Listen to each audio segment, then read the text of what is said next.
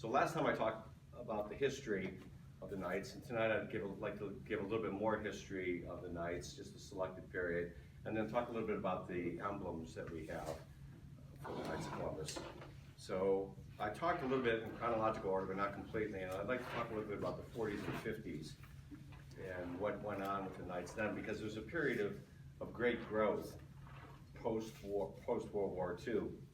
And what happened is the Knights decided to contribute $1 million to a fund for children of servicemen who were either severely injured or were killed in action during World War II. $1 million back in 1946 was a lot of money. It's a lot of money now, but just think about what comparable that would be. And as a result, a lot of people, a lot of service members became very enamored of the Knights. A lot of people joined, and the membership swelled significantly. It was a time of significant growth. A lot of people, like my father, who landed at Normandy, fought his way through France and Germany, became a lifelong member of the Knights of Columbus for 50 years, was 3 times past Grand Knight, and my childhood was surrounded by Knights events. There was a lot more of it going on then. If you look at our members, dwindling as the number may be because World War II survivors are few, they have been lifelong members for the most part. That scholarship fund, by the way, eventually grew into the scholarship fund that exists today for people going to Catholic universities or colleges. So the money still exists in a new form, and it's still available to members as a result of that. But the growth was also evident internationally. The Philippines, for example, saw phenomenal growth during the 40s and 50s.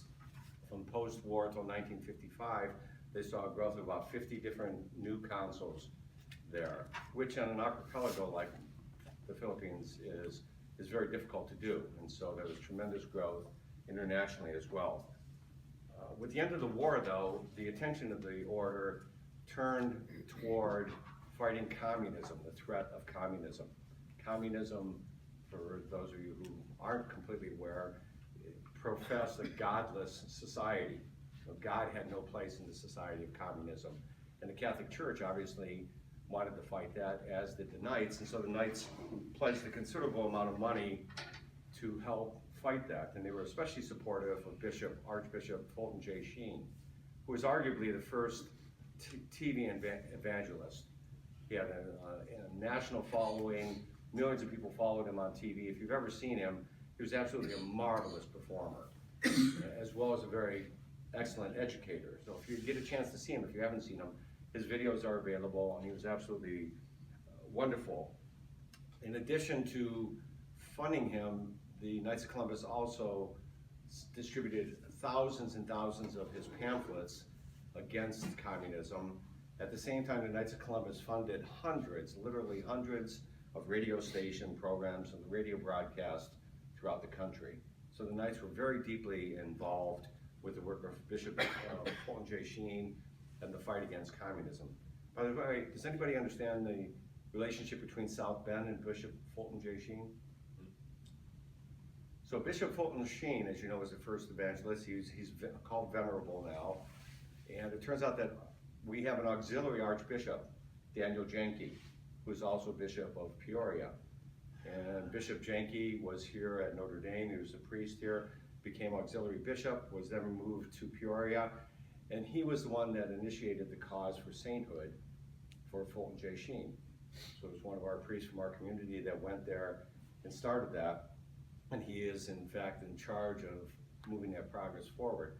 However, all things in the church are not apolitical. And it turns out that Bishop Fulton J. Sheen, although he was raised in Peoria, was an altar boy in Peoria, became priest and pastor in Peoria, ultimately served as the Bishop and Archbishop of New York. When he passed away, his remains were buried at the Cathedral in New York. When a person is nominated for sainthood, one of the requirements is that the church has to examine the remains. The remains are in New York. The New York diocese said they would not release the remains for examination, and they would not allow them to be moved to Peoria, where Bishop Janke wanted them moved. Bishop Janke argues vociferously against this, but they refused to do that. So for 2 years, the process stalled until November, this past November, a few months ago, 2016, the Diocese of New York finally agreed to release the remains to the Diocese of Peoria. So now they can be examined, and the move towards Bishop J. Sheen ultimately becoming a saint can move forward. So it's an interesting tie. Bishop Jenke is also known for some controversial things. In 2012, he said about the Obama administration, "It is on a list of things the Catholic Church has survived, including the early persecution of Christians, barbarian invasions, wave after wave of jihads, the age of revolution, Nazism, and communism." So obviously he was not a fan. More than 90 members of the faculty of Notre Dame wrote a letter of protest and asked him to recant his remarks, but so far he has not. And so while the Catholic Church and Christianity are under attack, there are some people that still think that they have ways to fight against that. And it's going to be interesting to see moving forward. Finally, the emblem. So if you could hold that up, I'd like to talk a little bit about the emblem of our order. So it was designed by Past Supreme Knight James T. Mullen, and it was adopted at the second meeting of the Knights of Columbus on May 12, 1883.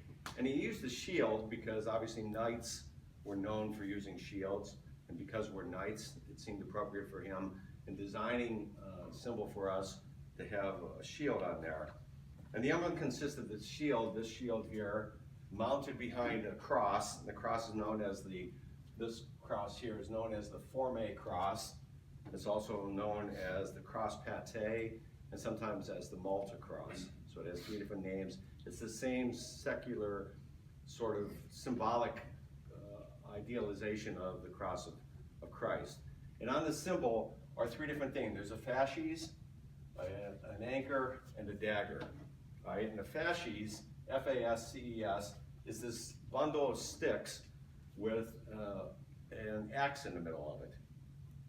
And it was a symbol of Roman magistrates. The person used to carry the fasces before the magistrate, as a symbol of authority, which is why the Knights adopted it, because of the authority that we act under in the defense of our faith.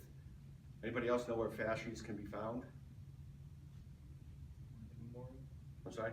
The Lincoln Memorial, absolutely. There's probably more than a dozen fasces at the Lincoln Memorial. In fact, if you look at Lincoln sitting there, the two arms that he's sitting on are fasces. There's bundles of sticks. They also stand for unity. By the way, fasces also is the root word for fascism. So when Mussolini started the fascist party, he used the same symbol, this concept of unity and strength and authority, which is how fascism, the name fascism came about. Fortunately, we're not fascists. We're more like Lincoln than the fascists. The dagger is a symbol of the Knights. The Knights used to carry a short sword or dagger. And of course, there's the anchor, because anyone who served in the military knows that sailors are the absolute best. So that's why we have an anchor. But actually, it's not. It's because Christopher Columbus was a sailor. And although he was not a great navigator, he was an incredible sailor. And maybe at some point I'll talk a little bit about Columbus, because his history is also very, very interesting and I think germane. So the anchor represents Christopher Columbus, the patron of our order. And that's it. It is red, white, and blue. Anybody know why? Because of America? I thought so too, but actually that's not the case. It turns out that red, white, and blue are also deeply symbolic colors in a lot of different faiths, in a lot of different ways. In our case, the white is typically used to symbolize the Holy Ghost, or God the Father himself. The blue is a symbol of Mary, and the red is often associated with the blood of Christ. And so these colors were decided not based on the United States of America, but based on the symbolism of the colors themselves. Right? So that's our order. I'd like to just take a few minutes to talk about the fourth. Yeah. What's the yellow? It's actually gold. Oh, It's supposed to be gold, and it's gold because it's a regal color. So it was selected for that reason. This is the fourth degree order. For those of you who aren't familiar with the fourth degree order, it is also red, white, and blue, although my printer made it look more orange than red. And it is red, white, and blue because the fourth degree symbolizes patriotism. And so obviously they wanted red, white, and blue for that reason. The Holy Ghost is in white, and then there's the world itself, which is in blue, and then it shows the Western Hemisphere on there. So they could have picked any part of the globe to show, but they decided to pick the Western Hemisphere as the founding place of the Knights of Columbus. The cross in the back is known as the Cross of Isabel, because Isabel was the patron, along with her husband, Ferdinand of Aragon, were the patrons of Christopher Columbus. So that's where that symbolism comes from. By the way, Columbus is Colombo in Italian, which also means dove, which is also part of the reason why the dove was picked as the fourth degree symbol.